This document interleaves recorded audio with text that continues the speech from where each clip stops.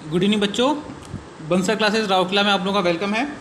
ठीक है, आज हम लोग लास्ट क्लास में हम लोगों ने गैमेटोजेनेसिस पढ़ लिया था और उसके बाद हम लोगों ने मेल रिप्रोडक्टिव हार्मोन्स के बारे में पढ़ लिया था, स्ट्रक्चर ऑफ स्पर्म पढ़ लिया था। ठीक है, स्ट्रक्चर ऑफ ओवरी पढ़ लिया है। अब आज स्टार्ट करेंगे छोटा सा टॉपिक, एक स्पर्मेटोजेनेसिस। ठीक है, स्पर्मेटोजेनेसिस क्या होता है सबसे पहले ये देखेंगे। देखिए इसमें होता क्या है, इन टेस्टिस के अंदर, ठीक है, टेस्टिस क्या होता है, द इमेच्योर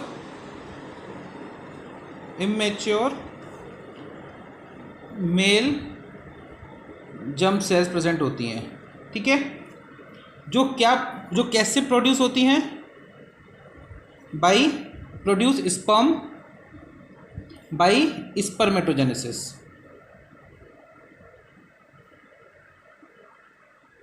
ठीक है, स्पर्मेटोजेनेसिस से क्या होता है, स्पर्म का फॉर्मेशन होता है। ठीक है, अगर हम बात करें मैमेलियंस की, मैमेलियंस का अगर बात करें, जो टेस्टीज होते हैं क्या कंटेन करते हैं, कंटेन सेमनीफेरस टिप्यूल्स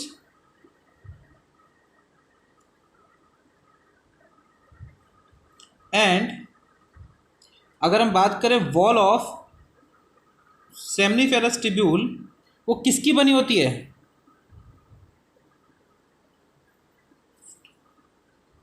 जर्मिनल एपिथेलियम की।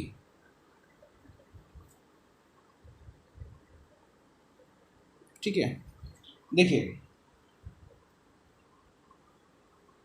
जो मैमेलियंस का टेस्टिस होता है, इसके अंदर क्या होता है, सेमनीफेरस टिब्यूल प्रेजेंट होती हैं और ये सेमनीफेरस टिब्यूल की जो वॉल होती है वो किसकी बनी होती है, जर्मिनल एपिथेलियम की बनी होती है।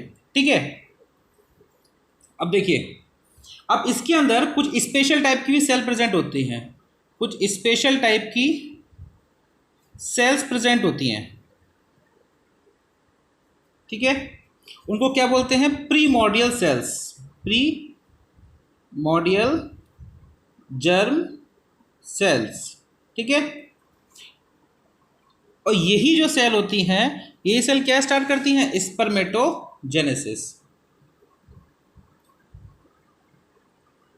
ये सेल क्या स्टार्ट करती हैं, स्पर्मेटोजेनेसिस स्टार्ट करती हैं। ठीक है, अब देखिए अगर हम बात करें प्रीमोर्डियल सेल्स की, प्रीमोर्डियल जर्म सेल्स की यानी कि पीजीसी की। ठीक है, अगर हम बात करते हैं इनके ओरिजिन की, अगर हम बात करें on the basis of origin, primordial germ cells are क्या होती हैं, ये एक्स्ट्रा एम्ब्रियोनिक मीजोडर्मल।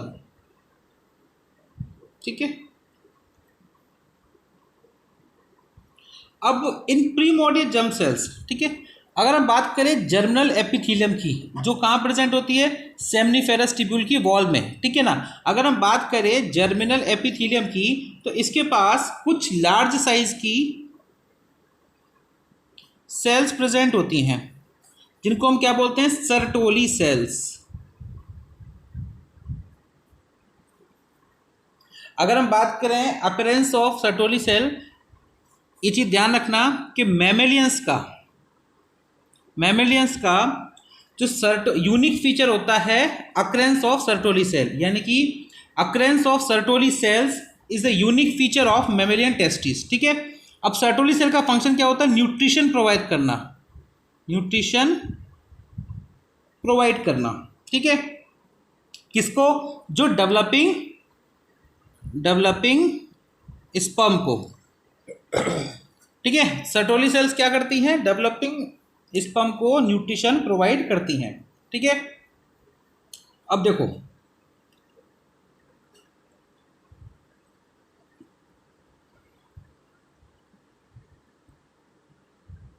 अब जब मैच्योर हो जाता है स्पर्म क्या होता है, स्पर्म जब मैच्योर हो जाता है, स्पर्म मैच्योर हो जाता है। ठीक है ना, मैच्योरेशन के बाद क्या होता है, ये बाहर निकल जाता है, कहाँ से, सर्टोली सेल से। सर्टोरी सेल से बाहर निकल जाता है एंड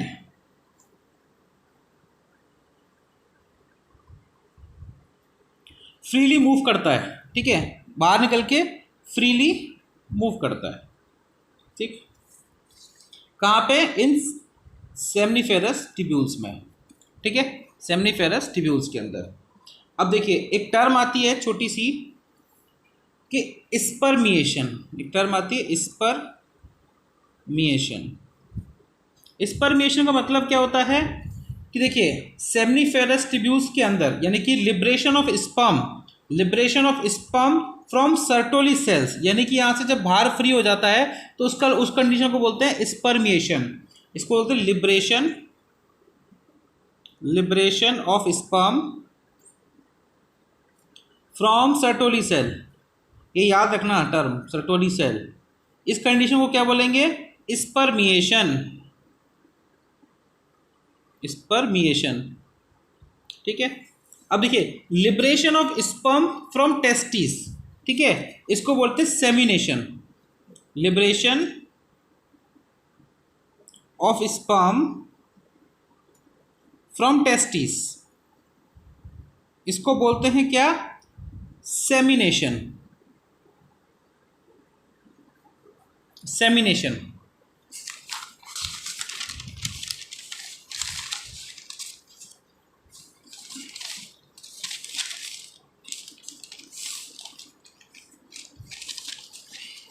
सेमिनेशन के बाद एक टर्म आती है ejaculation.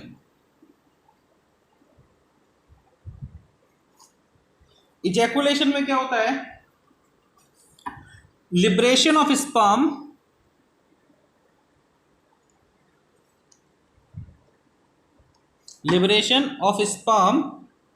From body of male is called ejaculation. इसके बाद नेक्स्ट टर्म आती है इंसेमिनेशन। इंसेमिनेशन मतलब क्या होता है? Mammalian sperm are transferred to vagina of female by the process called insemination. यानी कि जिस प्रोसेस के through mammalian sperm female reproductive organ के अंदर एंटर करता है, इस प्रोसेस को बोलते हैं इंसेमिनेशन। ठीक है, यहाँ तक इसको इन टर्म्स को आप समझिए, जो मैंने मतलब बताया वो समझिए। अब इसके बाद हम लोग नेक्स्ट टॉपिक स्टार्ट करेंगे, फॉर्मेशन ऑफ ओवेरियन या फिर ग्राफियन फॉलिकल। ये इंपॉर्टेंट टॉपिक है आपका, इसका ये नोट्स बना रखा है मैंने पूरा। इसको भी समझते हैं कि एक्चुअल में ये होता क्या है सिस्टम। ठीक है, ओवेरियन ग्राफियन फॉलिकल का डेवलपमेंट देखेंगे। सबसे पहले मैं आपको डायग्राम जो है वो यहाँ डायग्राम बना हुआ है, ये डायग्राम यहाँ से बता दूंगा पूरा। ठीक है, तो पहले सबसे पहले प्रोसीजर समझते हैं कैसे क्या है कि जो ओवा डेवलप होता है फ्रॉम कहाँ से? उगोनिया से। ओवा कहाँ से डेवलप होता है? फ्रॉम उगोनिया से।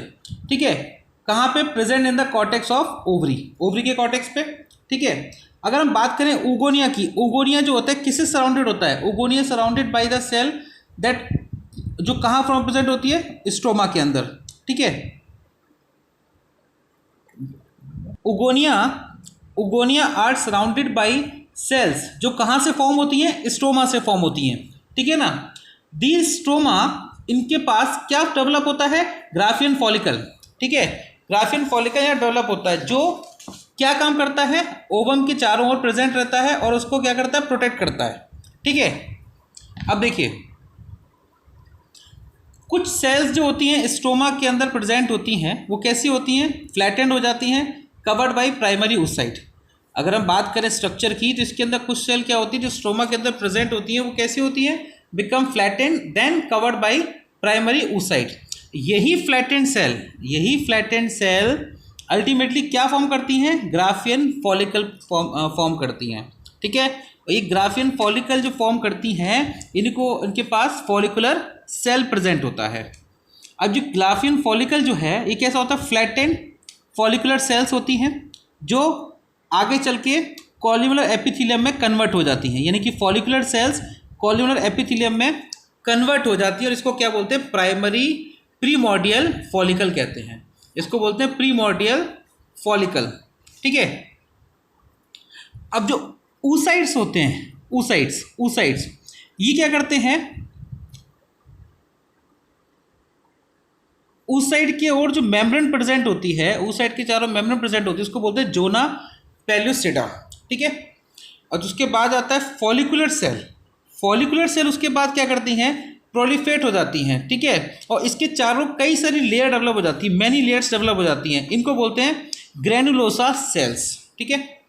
यानी कि आपको एक टर्म्स याद रखना किसके बाहर क्या प्रेजेंट होता है। oocytes के चारों लेयर प्रेजेंट, उसको बोलते हैं जोना पेल्यूसिडा। ये देखो आप, ये oocyte दिख रहा है स्ट्रक्चर, इसकी चारों लेयर दिख रही है, जोना पेल्यूसिडा, ये oocyte हो गया, oocyte के चारों की लेयर हो गई। ठीक है। अब इसमें क्या होगा, ये जो स्ट्रक्चर बन रहा है, मैंने क्या बताया, फॉलिकुलर सेल्स प्रेजेंट होती हैं, तो फॉलिकुलर सेल्स के चारों ओर के बहुत सारी लेयर की, बहुत सारी मेम्ब्रेन की लेयर्स बन जाती है। जो मेम्ब्रेन्स की लेयर बन जाती है उसको बोलते हैं, जो और उसके अंदर सेल प्रेजेंट होती है उसको बोलते हैं ग्रेनुलोसा सेल्स बोलते हैं, उनको ग्रेनुलोसा सेल्स बोला जाता है। आगे चलिए, ये मैं आपको शेयर कर दूंगा नोट्स के साथ साथ बुक का भी। ठीक है। एक बार देखिए, समझ लीजिए इसको। अब जैसे जैसे, अब होता है क्या, इसमें कंडीशन क्या होती है, अब जैसे जैसे ग्राफियन फॉलिकल लार्ज होती है, साइज में बढ़ती चली जाती है, वैसे ही ग्रेनुलोसा सेल्स की जो मेम्ब्रेन होती है, ग्रेनुलोसा सेल्स की जो मेम्ब्रेन होती है वो क्या हो जाती है, कंडेंस हो जाती है। ठीक है। और मेम्ब्रेन कंडेंस हो जाती है और एक लेयर डेवलप करती है। जैसे जैसे ग्राफियन फॉलिकल का साइज बढ़ता जाएगा, साइज बढ़ेगा तो क्या होगा, ग्रेनुलोसा सेल्स जो हैं वो क्या होगी, मेम्ब्रेन जो होगी कंडेंस हो जाएगी, और कंडेंस होके क्या करेगी, एक लेयर डेवलप करेगी जिसको बोलते हैं थीका इंटरना, जिसको बोलते हैं थीका इंटरना। ये देखो आप, थीका इंटरना और थीका एक्सटर्ना, ये स्ट्रक्चर देख रहे हो आप, डेवलपमेंट चलता चला जा रहा है यहाँ पे। ठीक है। और ये मेम्ब्रेन ऑफ ग्रेनुलोसा जो मैंने आपको बताया था, कई सारी मेम्ब्रेन इकट्ठी होकर बनाती हैं। अब थीका इंटरना ये क्या करता है, इसे इस लेयर के बाहर, थीका इंटरना के बाहर एक फिलामेंटस लेयर प्रेजेंट होती है जिसको बोलते हैं थीका एक्सटर्ना। देखो, थीका एक्सटर्ना, इंटरना के बाहर छोटे छोटे फिलामेंट जैसे स्ट्रक्चर दिख रहे हैं छोटे छोटे, इसको बोलते हैं थीका एक्सटर्ना। ठीक, थीका एक्सटर्ना। और थीका इंटरना क्या सीक्रेट करती है, ईस्ट्रोजन हार्मोन सीक्रेट करती है। थीका इंटरना क्या सीक्रेट करती है, ईस्ट्रोजन हार्मोन सीक्रेट करती है। इसके बाद आ जाओ, मेम्ब्रेन जो ग्रेनुलोसा है, मेम्ब्रेन ग्रेनुलोसा के मिडिल में एक कैविटी डेवलप हो जाती है। कुछ टाइम के बाद आप देखो, ये जो पार्ट देख रहे हो, ये ग्रेनुलोसा लेयर जो है, इसके बीच में क्या हुई, कैविटी डेवलप हो गई। इस कैविटी को बोलते हैं हम लोग फॉलिकुलर कैविटी, या फिर इसको हम बोलते हैं एंट्रम, ANTRUM। ठीक है। कहाँ पे होती है, मेम्ब्रेन ऑफ ग्रेनुलोसा, ग्रेनुलोसा के मेम्ब्रेन के मिडिल में, ये मिडिल में देख रहे हो, यहाँ पे कैविटी डेवलप हो गई, इस कैविटी को बोलते हैं फॉलिकुलर कैविटी या फिर बोलेंगे एंट्रम। ठीक है। जैसे ही ये एंट्रम बना, जैसे ही ये एंट्रम डेवलप होता है, वैसे ही secondary tertiary follicular cells form हो जाती हैं। जैसे ये एंट्रम बना, एंट्रम बनने के बाद सेकेंडरी और टर्शरी फॉलिकल्स का डेवलपमेंट चालू हो जाता है। ठीक है। और ये मतलब फॉलिकुलर कैविटी ये फीचर होता है किसका, टर्शरी फॉलिकल्स का। ये इंपॉर्टेंट है, याद रखना, मैंने इंपॉर्टेंट कर दिया, आपको शेयर कर दूंगा। ये फॉलिकुलर कैविटी ना टर्शरी फॉलिकल का एक कैरेक्टर है, इंपॉर्टेंट है। ठीक है ना, इसी से इसको पहचाना जाता है। उसके बाद अब प्रेजेंस ऑफ एट्रियम, जो मैंने आपको बताया, is a feature of tertiary follicle. ठीक है। अब देखिए आगे चलते हैं। अब देखो, अब इसके बाद क्या कंडीशन आएगी कि जो ग्रेनुलोसा सेल्स होती है ना, ग्रेनुलोसा सेल एक लिक्विड सीक्रेट करती हैं, जो कहाँ फिल होता है, यहाँ पे। जो ग्रेनुलोसा सेल्स हैं वो एक लिक्विड सीक्रेट करेंगे, कहाँ फिल होगा, इस फॉलिकुलर कैविटी के अंदर। और ये ठीक है, तो इससे क्या होगा, इसका साइज इंक्रीज हो जाएगा, तो ग्रेनुलोसा की जो लेयर है वो कैसी हो जाएगी, थिन हो जाएगी, मतलब बढ़ता जाएगा, पतला होता जाएगा, कमजोर होता जाएगा। ठीक है, थिन हो जाएगी। उसके बाद देखो क्या होगा, अब नेक्स्ट पॉइंट आता है, ये स्टेप चलते चले आ रहे हैं। ठीक है। अब देखो, इसके बाद क्या होगा, जो oocytes होते हैं ना, oocyte में ना इस तरीके का एक आउटग्रोथ स्ट्रक्चर निकलता है, ठीक है। ये एक स्ट्रक्चर डेवलप होता है, ठीक है, eccentrically in the follicle. oocyte क्या करेगा, इसेंट्रिकली इन द फॉलिकल, ठीक है। और क्या फॉर्म करेगा, एक राउंडेड स्ट्रक्चर फॉर्म करेगा। ये राउंडेड स्ट्रक्चर फॉर्म करता है, जिसको हम बोलते हैं कुमुलस ओफोरिकस। कुमुलस ओफोरिकस, कुमुलस ओफोरिकस जो स्ट्रक्चर है ये कहाँ पे अटैच रहता है, ये जो फिलामेंट स्ट्रक्चर होता है जो ग्राफियन फॉलिकल के पार्शियल पार्ट से अटैच रहता है। ये ग्राफियन फॉलिकल के पार्शियल पार्ट पे अटैच रहता है, ठीक है। याद, यही चीज़ इंपॉर्टेंट है, यही पूछी जाती है एग्जाम में, ठीक है। जिसको हम लोग बोलते हैं डिस्कस प्लोरीगेलेंस, इसको बोलते हैं डिस्कस प्रोलीगेरस, ठीक है। अब देखो, डिस्कस प्लोरीगेरस को हम लोग एक नाम से और जाना जाता है, उसको बोलते हैं जर्म हिल। जर्म हिल नाम से भी जाना जाता है, ठीक है। और ये जो कंप्लीट स्ट्रक्चर बन गया, इस कंप्लीट स्ट्रक्चर को बोलते हैं हम लोग ग्राफियन फॉलिकल। ये जो कंप्लीट स्ट्रक्चर फॉर्म हो गया ना, इसी को बोलेंगे ग्राफियन फॉलिकल, ठीक है। अब देखो, कई सारे सेकेंडरी oocytes होते हैं, ठीक है, कई सारे सेकेंडरी oocytes होते हैं, प्लस जोना पेल्यूसा, यानी कि सेकेंडरी oocyte और जोना पेल्यूसिडा जो लेयर होती है, आपस में दोनों के पास, दोनों क्या करते हैं, कंबाइंड फॉर्म में आके दोनों के पास ग्रेनुलोसा सेल प्रेजेंट होती हैं, जो बड़े होकर क्या डेवलप करती हैं, कोरोना रेडिएटा फॉर्म करते हैं। ये बड़े होकर क्या डेवलप करते हैं, कोरोना रेडिएटा फॉर्म करते हैं। इसमें दिखा नहीं है आपको इस डायरेक्शन में, यहाँ डायग्राम में नहीं दे रखा है, इसमें क्लियर नहीं बनाया है, लेकिन ऐसे समझ लो, oocyte प्लस जोना पेल्यूसिडा, ठीक है, ये आपस में कंबाइंड फॉर्म में आ जाएंगे। दोनों जुड़ गए तो उन्होंने क्या फॉर्म कर दिया, एक नया लेयर फॉर्म कर दिया, ये बड़ा होकर नया स्ट्रक्चर फॉर्म कर दिया, इसको बोलेंगे कोरोना रेडिएटा, ठीक है। जब, अब देखिए होता क्या है, जब आफ्टर द 13 डेज, मतलब मेंस्ट्रुएशन साइकिल के 13 डेज के बाद ग्राफियन फॉलिकल क्या होती है, रप्चर हो जाती है। और रप्चर होने के बाद क्या होता है, एग रिलीज हो जाता है, एग रिलीज हो जाता है, एग रिलीज हो जाता है। अब उसके बाद क्या होगा, after the ovulation, after the ovulation जो रप्चर्ड ग्राफियन फॉलिकल है उसको क्या बोलते हैं हम लोग, कॉर्पस ल्यूटियम, कॉर्पस ल्यूटियम। और इसके बाद क्या होगा, जो ग्राफियन फॉलिकल्स की ग्रेनोसा सेल्स हैं वो क्या करेंगी, बहुत ज़्यादा मल्टीप्लिकेशन की उनके अंदर पावर आ जाती है, ठीक है, बहुत ज़्यादा मल्टीप्लाई करने लगती हैं, ठीक है। अब इनके पास क्या होता है, ल्यूटियन सेल्स फॉर्म हो जाती है। जब मल्टीप्लिकेशन होगा, जो सेल्स फॉर्म होंगे उनको बोलेंगे ल्यूटियन सेल्स, ठीक है। अब ये ल्यूटियन जो होता है येलोइश कलर की होती हैं, क्योंकि इनके पास ल्यूटिन पिगमेंट प्रेजेंट होता है, ल्यूटिन पिगमेंट प्रेजेंट होता है इनके पास, ठीक है। अगर हम बात करें कि बिफोर ओव्यूलेशन क्या होता है, बिफोर ओव्यूलेशन क्या होता है कि जो इंटरनल पार्ट होता है ना ग्राफियन फॉलिकल्स का, उसके पास लेस ब्लड वेसल्स प्रेजेंट होती हैं। लेकिन जैसे ही ओव्यूलेशन हो जाता है, ब्लड वेसल्स क्या होंगी, यहाँ पे डेवलप हो जाती हैं, डेवलप हो जाती हैं। इस कंडीशन को बोलते हैं हम लोग, इस कंडीशन कहलाती है कॉर्पस हेमोरेगियस, ठीक है। इस कंडीशन को बोलते हैं हम लोग कॉर्पस हेमिरेगियस, ठीक है।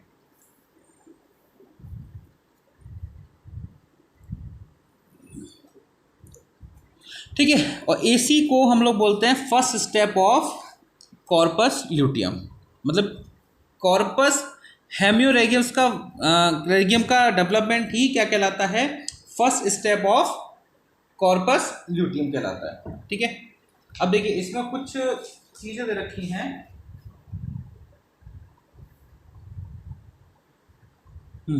देखो, अगर हम बात करें एक टोटल नंबर और फॉलिकल्स की बात करें, 2 ओवरी में, 2 ओवरीज के अंदर अगर हम टोटल